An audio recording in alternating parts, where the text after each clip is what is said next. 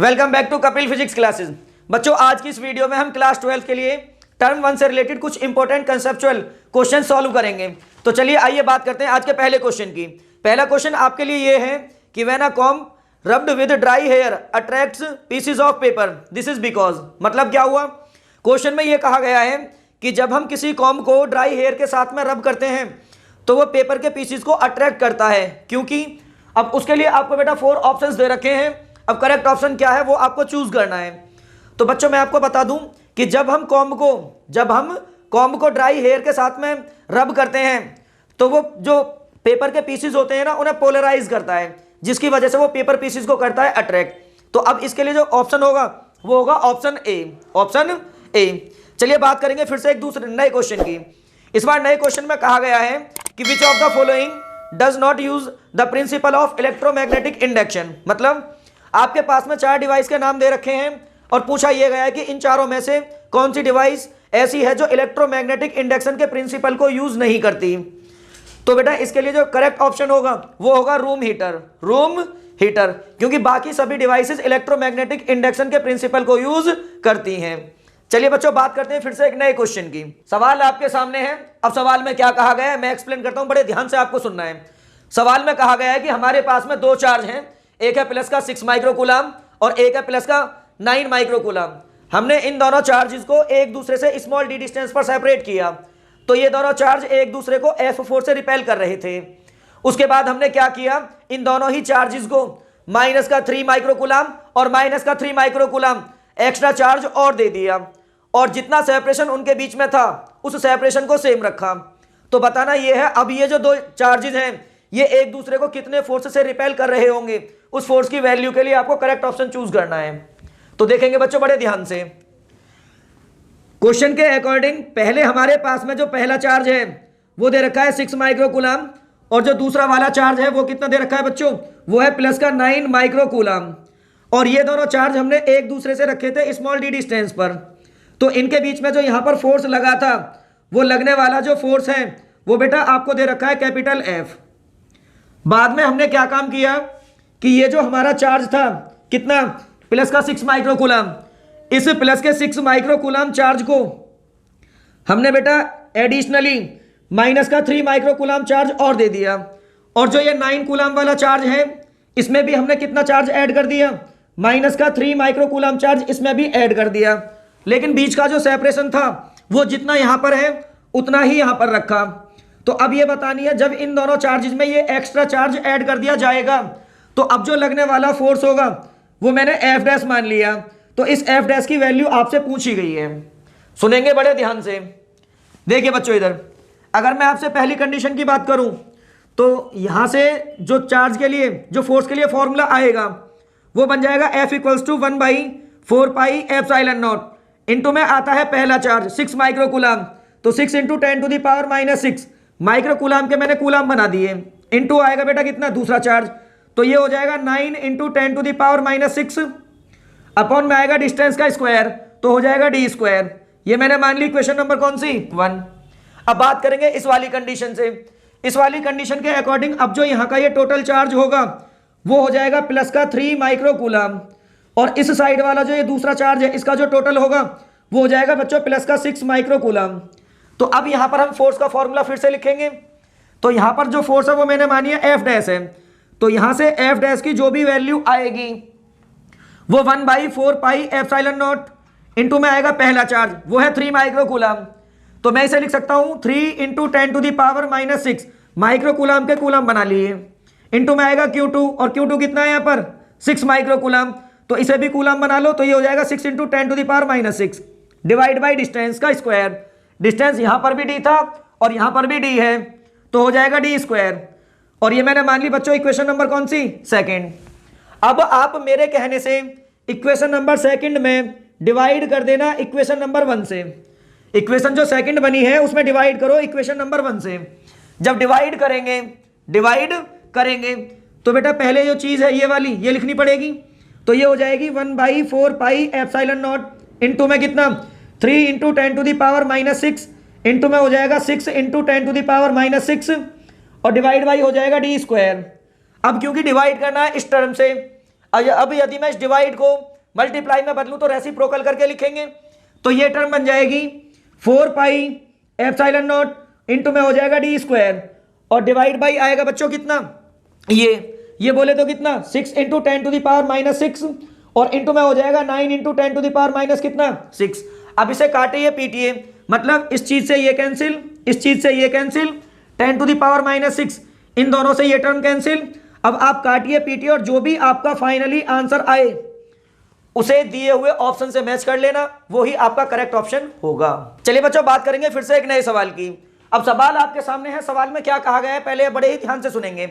सवाल में कहा गया है कि the alternating voltage is represented by the equation, मतलब जो ऑल्टरनेटिंग वोल्टेज होता है उसे इक्वेशन से कैसे रिप्रेजेंट करते हैं, उसके लिए आपको बेटा 4 ऑप्शंस दे रखे हैं।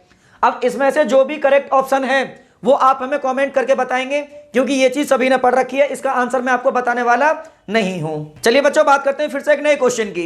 इस बार क्वेश्चन में कहा गया है कि electric line of force about a positive point charge are, मतलब हमारे पास में एक पॉजिटिव पॉइंट चार्ज है, तो उसकी वजह से जो इलेक्ट्रिक फील्ड लाइंस होती हैं वो किस तरह की होती हैं, उसके लिए 4 ऑप्शंस गिवन है, हमें करेक्ट ऑप्शन चूज करना है। पहला ऑप्शन है रेडियली आउटवर्ड, मतलब क्या electric line of forces radially outward होती हैं। ऑप्शन बी सर्कुलर क्लॉकवाइज, क्या वो सर्कुलर क्लॉकवाइज वे में होती हैं। ऑप्शन सी रेडियली इनवर्ड, क्या वो रेडियली इनवर्ड होती हैं। Option D parallel straight line, क्या वो पैरेलल स्ट्रेट लाइन में होती हैं। तो बच्चों मैं आपको बता दूं कि पॉजिटिव पॉइंट चार्ज की वजह से जो इलेक्ट्रिक फील्ड लाइंस डेवलप होती हैं वो चार्ज से रेडियली आउटवर्ड होती हैं, रेडियली आउटवर्ड होती हैं, तो इसके लिए ऑप्शन होगा ए। चलिए बच्चों बात करते हैं फिर से एक नए क्वेश्चन की। इस बार क्वेश्चन में कहा गया है कि if a current of 5 ampere in a coil of self inductance 2 milli henry is cut off in time 0.1 second, then the induced EMF in the coil is, मतलब क्या है, बड़े ध्यान से पहले आप सुनेंगे। क्वेश्चन में कहा है कि हमारे पास में एक सर्कुलर कॉइल है जिसका सेल्फ इंडक्टेंस 2 मिली हेनरी दे रखा है। इनिशियली उस कॉइल में से 5 एम्पियर का करंट फ्लो कर रहा था, फिर उस करंट को हमने बेटा 0.1 सेकेंड के अंदर कट करके 0 कर दिया। तो बताइए जब वहां पर हमने करंट को कट किया होगा तो उस टाइम पर कॉइल के अंदर जो ईएमएफ इंड्यूस होगा वो ईएमएफ कितना होगा। तो बड़े ध्यान से आपको देखना है, क्वेश्चन के अकॉर्डिंग जो इनिशियल करंट है, क्वेश्चन के अकॉर्डिंग जो कॉइल के अंदर से फ्लो होने वाला इनिशियल करंट है, उस इनिशियल करंट को मैंने I1 माना और इसकी वैल्यू दे रखी है 5 एम्पियर। उसके बाद में यदि मैं आपसे फाइनली बात करूं तो फाइनली क्योंकि करंट बेटा कट ऑफ कर दिया गया तो फाइनल करंट जो होगा I2 वो हो जाएगा 0 एम्पियर। कितना होगा 0 एम्पियर। और करंट को कट ऑफ करने में जो हमें टाइम लगा, करंट को चेंज होने में जो टाइम लगा dt वो दे रखा है 0.1 सेकेंड। और कॉइल के लिए जो सेल्फ इंडक्टेंस है वो दे रखा है 2 मिली हेनरी, 2 मिली हेनरी। तो आपको बताना यह है कि कॉइल के अंदर कितना ईएमएफ इंड्यूस होगा, ईएमएफ कितना इंड्यूस होगा।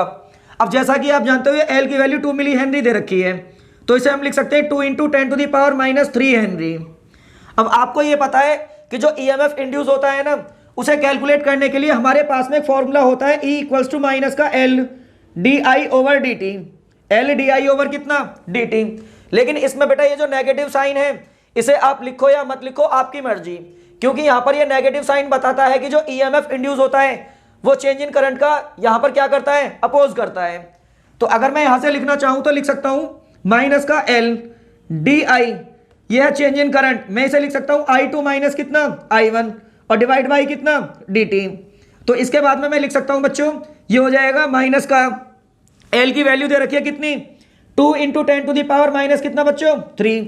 बात करेंगे I2 की, I2 कितना गिवन है I2 0, तो ये हो जाएगा 0 माइनस I1, I1 कितना है 5, तो I1 की वैल्यू यहां से पुट करो 5 डिवाइड बाई आएगा dt और dt कितना दे रखा है 0.1, 0.1। अब इसे काटेंगे पीटेंगे और सॉल्व करने पर जो भी आंसर हमारा आएगा उसे दिए हुए ऑप्शन से मैच कर लेना और हमें कमेंट करके भी बता देना। चलिए बच्चों बात करते हैं फिर से एक नए क्वेश्चन की। इस बार क्वेश्चन में कहा गया है कि the net magnetic flux through any closed surface kept in a magnetic field is, मतलब जब हम किसी क्लोज्ड सरफेस को मैग्नेटिक फील्ड के अंदर प्लेस करते हैं तो उस सरफेस में से फ्लक्स कितना होगा। उस फ्लक्स के लिए आपको 4 ऑप्शन दिए हुए हैं, अब आपको इसमें से करेक्ट ऑप्शन चूज करना है। तो बेटा जैसा कि आपने गॉस लॉ फॉर मैग्नेटिज्म पढ़ा है वो ये कहता है कि किसी भी क्लोज्ड सरफेस में से पास होने वाला जो नेट मैग्नेटिक फ्लक्स होता है वो हमेशा कितना होता है, जीरो। कितना होता है, जीरो। तो उस लॉ के बेसिस पर यदि यहां पर करेक्ट ऑप्शन की बात करें तो हमारे लिए करेक्ट ऑप्शन होगा बेटा ए। चलिए बच्चों बात करते हैं फिर से एक नए क्वेश्चन की। इस बार नए क्वेश्चन में कहा गया है कि which of the following quantity remains constant in an ideal transformer. मतलब आइडियल ट्रांसफॉर्मर के लिए दी हुई सभी क्वांटिटीज में से कौन सी क्वांटिटी हमेशा कांस्टेंट रहती है, ये आपसे पूछा गया है। तो बच्चों जैसा कि आप सभी जानते हो आइडियल ट्रांसफॉर्मर वो होते हैं जिनकी एफिशिएंसी 100% होती है। अब यदि एफिशिएंसी 100% है तो इसका मतलब है कि जो पावर है वो हमेशा कैसी रहेगी, कांस्टेंट। कैसी रहेगी, कांस्टेंट। चलिए बच्चों बात करते हैं फिर से एक नए क्वेश्चन की। इस बार क्वेश्चन में कहा गया है कि the magnitude of the magnetic field inside a long solenoid is increased by. मतलब हमारे पास में एक लॉन्ग सोलेनॉइड है, उस लॉन्ग सोलेनॉइड के अंदर जो डेवलप होने वाला मैग्नेटिक फील्ड है वो किस तरीके से इंक्रीज होगा। अब उसके लिए आपको 4 ऑप्शन दिए गए हैं, तो बताना चारों में से किस कंडीशन में मैग्नेटिक फील्ड की वैल्यू इंक्रीज हो सकती है। तो मैं आपसे पहले एक छोटी सी बात बता दूं कि आपने फॉर्मूला पढ़ा होगा कि जब मान लो एक सोलेनॉइड है, उस सोलेनॉइड के अंदर से हम आई करंट फ्लो कराते हैं। कितना बच्चों, आई। तो वो अपने अंदर किसी भी पॉइंट पर जो मैग्नेटिक फील्ड क्रिएट करती है उसे कैलकुलेट करने का फॉर्मूला होता है B = μ0 × Ni। μ0 × Ni। चलिए ऑप्शंस चेक करते हैं। पहले ऑप्शन में कहा गया है डिक्रीजिंग इट्स रेडियस। तो आप देख रहे हो जो मैग्नेटिक फील्ड है वो रेडियस के इंडिपेंडेंट है, तो रेडियस को चाहे इंक्रीज करो या डिक्रीज करो उससे बेटा मैग्नेटिक फील्ड पर कोई फर्क नहीं पड़ता। ऑप्शन बी की बात करते हैं, उसमें कहा गया है decreasing the current through it. क्या करंट को डिक्रीज कर देने से मैग्नेटिक फील्ड इंक्रीज होगा। तो आप देख रहे हो बेटा यदि यहां से करंट को डिक्रीज कर देंगे तो मैग्नेटिक फील्ड भी क्या होगा, डिक्रीज। तो ये ऑप्शन भी करेक्ट नहीं है। ऑप्शन सी, इसमें कहा गया है कि increasing the area of its cross section. यदि हम इस सोलेनॉइड के क्रॉस सेक्शनल एरिया को बढ़ा दें तो क्या मैग्नेटिक फील्ड बढ़ेगा।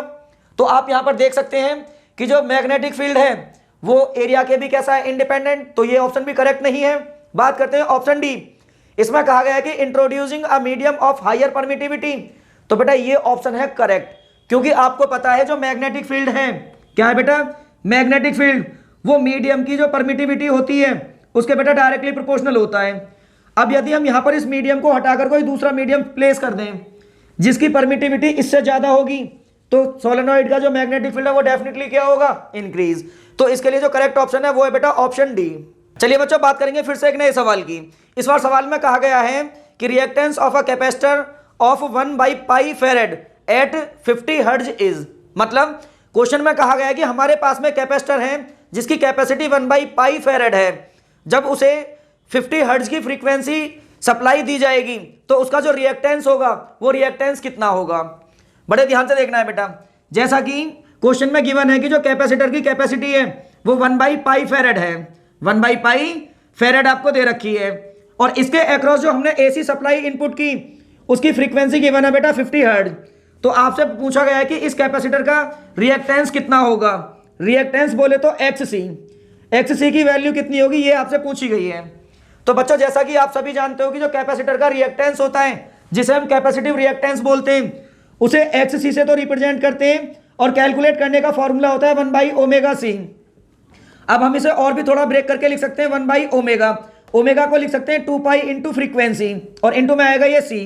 अब ये हो जाएगा बेटा 1/2 इंटू पाई, और न्यू की वैल्यू कितनी गिवन है, 50। कितनी गिवन है, 50, और इंटू में आएगा c, और c की वैल्यू दे रखी है 1 कितनी, पाई, 1/π। अब यहां पर पाई से पाई होगा कैंसिल, और ये हो जाएगा बेटा कितना, 52 या 100। तो जब उसे ऊपर लेकर जाओगे तो आपका जो करेक्ट ऑप्शन होगा वो होगा बेटा 10⁻², 10⁻² कितना, 2। ऑप्शन देख लेना कौन सा होगा। चलिए बच्चों बात करते हैं फिर से एक नए सवाल की। सवाल आपके सामने है। अब सवाल में क्या कहा गया है पहले मैं एक्सप्लेन करता हूं, बड़े ध्यान से आपको सुनना है बच्चों। एक बेहद इंपॉर्टेंट सवाल है। सवाल में कहा गया है कि हमारे पास में पोटेंशियोमीटर है। क्या है बच्चों, पोटेंशियोमीटर। उस पोटेंशियोमीटर के अंदर जो हमने वायर यूज किया है उसकी रजिस्टिविटी दे रखी है 40 × 10⁻⁸ ओम मीटर। फिर इन्होंने कहा है कि उस वायर का cross sectional area 8 × 10⁻⁶ metre square है, और उस वायर के अंदर से ही 0.2 एम्पियर का करंट भी फ्लो कर रहा है। तो बताइए उस पोटेंशियोमीटर के अंदर लगाए गए वायर का पोटेंशियल ग्रेडियंट कितना होगा। बच्चों बड़े ध्यान से देखना, निगाहें इधर उधर भटकाए बिना फोकस बनाइए इधर, क्योंकि ये जो क्वेश्चन है बेहद इंपॉर्टेंट है बच्चों। देखिए इधर तो मैं एक छोटी सी बात कहूंगा कि जो वायर जिसके लिए इतना सारा डेटा गिवन है, उस वायर का सबसे पहले अपना कुछ रेजिस्टेंस भी तो होगा। तो मैं पहले इस पोटेंशियोमीटर के अंदर जो वायर यूज किया, मैं उसका रेजिस्टेंस लिखना चाहता हूं। तो रेजिस्टेंस का फॉर्मूला आपने पढ़ा होगा, रो एल डिवाइडेड बाई ए। अब क्योंकि आपको वायर की लेंथ पता नहीं और ना ही पता है रेजिस्टेंस, तो मैं यहां से इसे थोड़ा सा इस तरीके से लिख सकता हूं, R by L equals to में हो जाएगा रो बाई कितना बच्चों, ए। और मैंने इसे इक्वेशन नंबर 1 मान करके छोड़ दिया, इक्वेशन नंबर 1 मान करके छोड़ दिया, क्योंकि फिर आपको यह भी पता है यदि हम वायर को मिलने वाले पोटेंशियल में उसकी लेंथ से डिवाइड कर दें तो रेशियो को पोटेंशियल ग्रेडियंट बोलते हैं, पोटेंशियल ग्रेडियंट बोलते हैं। और ये पोटेंशियल ग्रेडियंट ही फाइंड करना हमारा मकसद है। लेकिन हमें बच्चों वी की वैल्यू पता नहीं है कि वायर को पोटेंशियल कितना मिल रहा है। अब आप ये भी जानते हो यदि किसी वायर को मिलने वाला पोटेंशियल आपको लिखना है तो वायर के अंदर से फ्लो होने वाले करंट में वायर के रेजिस्टेंस से ही मल्टीप्लाई कर दो, तो वायर को मिलने वाला वोल्टेज मिल जाता है और डिवाइड में क्या आ गया, एल। लेकिन हमें आर पता नहीं है। लेकिन मैंने पहली इक्वेशन से इसमें जो आई हुई ये वाली टर्म है आर बाई एल, मैंने पहली इक्वेशन से इसकी वैल्यू फाइंड कर ली। तो मैंने लिखा बेटा यूजिंग फर्स्ट इक्वेशन। जब आप यहां से पहली इक्वेशन को यूज करोगे तो के लिए नया फॉर्मूला बन जाएगा आई इंटू और बन जाएगा रो बाई ए। अब आप इसमें सारी वैल्यूज को पुट कीजिए। आई की वैल्यू कितनी है, 0.2। रो की वैल्यू कितनी दे रखी है बच्चों, 40 इंटू 10 टू द पावर -8, तो हो जाएगा 40 इंटू 10 टू द पावर -8 और डिवाइड बाई आएगा ए कितना दे रखा है, 8 into 10 to the power minus कितना, 6। तो मैं इसे लिख सकता हूं, ये हो जाएगा 8 into 10 to the power minus कितना, 6।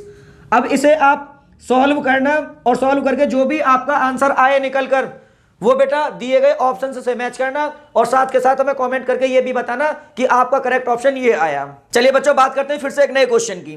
क्वेश्चन आपके सामने है। अब क्वेश्चन में क्या कहा गया है पहले मैं एक्सप्लेन करता हूं।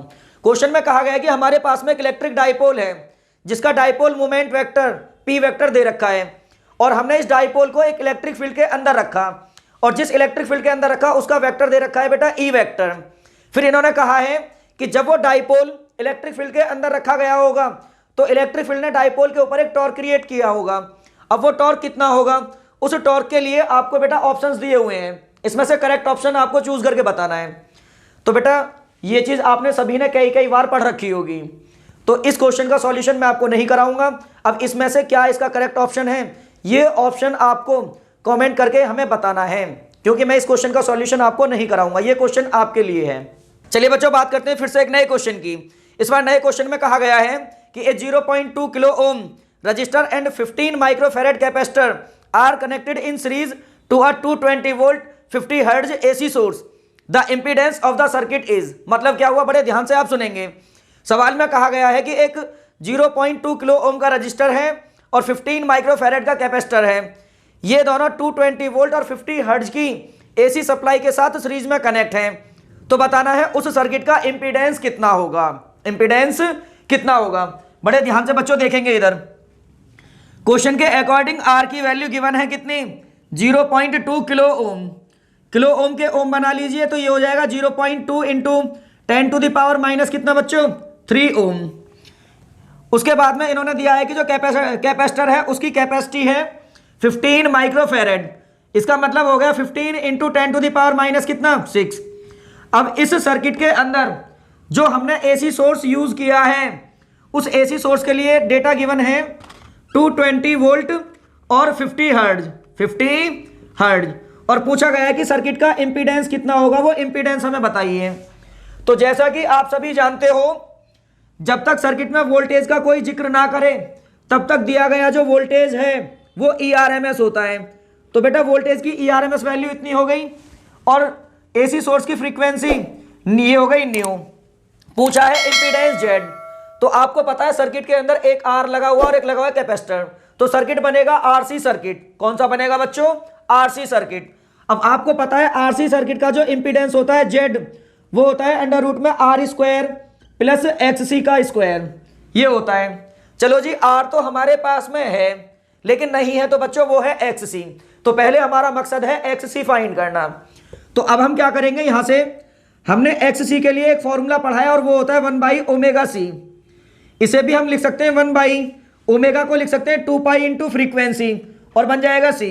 अब आप देखिए इधर ये हो जाएगा 1/2, 2 को 2 रहने दो, पाई की वैल्यू 22/7 तो नीचे का 7 ऊपर गया, इंटू में आएगा न्यू दे रखा है बच्चों कितना 50, तो इसकी वैल्यू 50 प्लेस करो और इंटू में है सी, और सी की वैल्यू कितनी गिवन है, वो है 15 into 10 to the power minus कितना 6।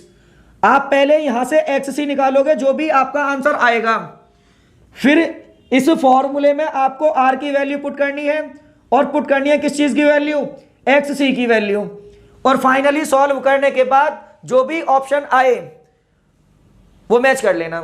चलिए बच्चों बात करते हैं फिर से एक नए सवाल की। इस बार सवाल में कहा गया है कि specific resistance of a wire depends upon, मतलब किसी भी वायर का जो स्पेसिफिक रेजिस्टेंस होता है वो किन किन चीजों पर डिपेंड करता है। उसके लिए कुछ ऑप्शंस दे रखे हैं। अब करेक्ट ऑप्शन क्या होगा वो आपको चूज करना है। पहले ऑप्शन में कहा गया है लेंथ, क्या वो लेंथ पर डिपेंड करता है। ऑप्शन बी, क्या वो क्रॉस सेक्शनल एरिया पर डिपेंड करता है। ऑप्शन सी, क्या वो मास पर डिपेंड करता है। ऑप्शन डी, क्या इनमें से किसी पर डिपेंड नहीं करता। तो बेटा आप जैसा कि जानते हो कि जो स्पेसिफिक रेजिस्टेंस होता है जिसका अपना दूसरा नाम होता है रजिस्टिविटी, क्या नाम होता है बच्चों, रजिस्टिविटी। ये रजिस्टिविटी जो होता है ये मटेरियल के नेचर पर डिपेंड करता है, वो कंडक्टर की डायमेंशंस पर डिपेंड नहीं करता। तो इसके लिए जो करेक्ट ऑप्शन होगा ये होगा बेटा ऑप्शन डी। अब आज की वीडियो को लास्ट करने से पहले हम आपके लिए एक छोटा सा क्वेश्चन देंगे, वो क्वेश्चन आपके सामने स्क्रीन पर है। अब बच्चों ये जो क्वेश्चन मैंने लास्ट दिया है मैं इसे सॉल्व नहीं कराऊंगा, इसका जो भी करेक्ट ऑप्शन होगा, जो भी करेक्ट आंसर होगा वो आप हमें कमेंट बॉक्स में कमेंट करके बताएंगे, ताकि हम ये जज कर सकें कितने बच्चे वीडियोस को कंटिन्यूअसली वॉच कर रहे हैं और कितने नहीं। और साथ के साथ यदि आपके कोई डाउट हैं तो आप हमें मेल भी कर सकते हैं, हमें वीडियो में कमेंट करके भी बता सकते हैं। नेक्स्ट डे उन सभी डाउट्स की आपको वीडियो मिल जाएगी। थैंक्स।